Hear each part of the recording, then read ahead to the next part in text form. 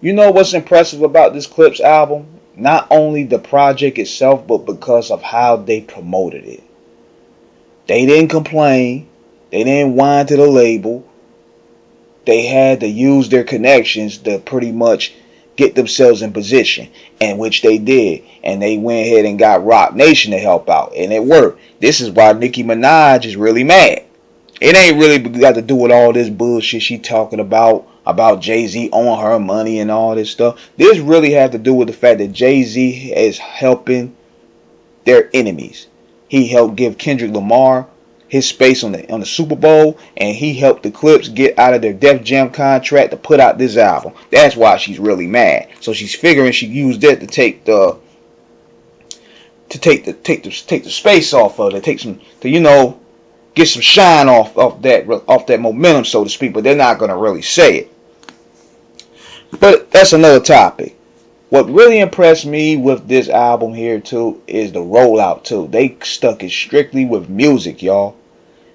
I listened to the interview they did with the New York Post. Then I listened to the interview they did with Joe and Jada. And then I listened to the Complex interview. It was strictly about music because the album has to tell a story. And I'm thinking now, with all this bullshit rap, all these niggas is getting cleansed out. The Atlanta scene is drying up. Drake is drying up. Kanye is drying up. Nicki is drying up. Wayne is drying up.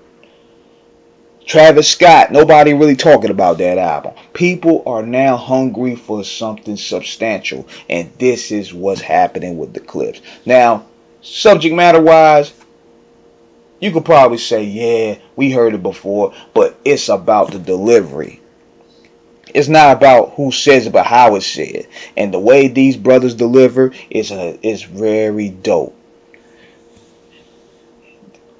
They didn't use no shenanigans. They didn't use no bozo. They didn't use it to talk no bozo shit. They talked about their album.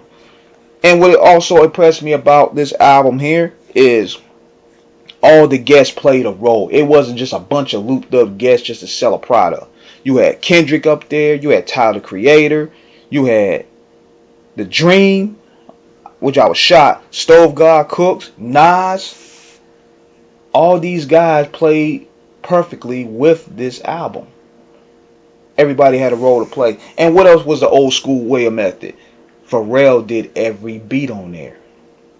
See, today you got people doing like 50 different producers and one artist. This is one producer doing a whole album. So that told the story right there on where to go. But man, the album was definitely worth the hype. It told multiple stories. It addressed things. It got Jim Jones in the uproar. It had Drake in the uproar. It got Kanye in the uproar.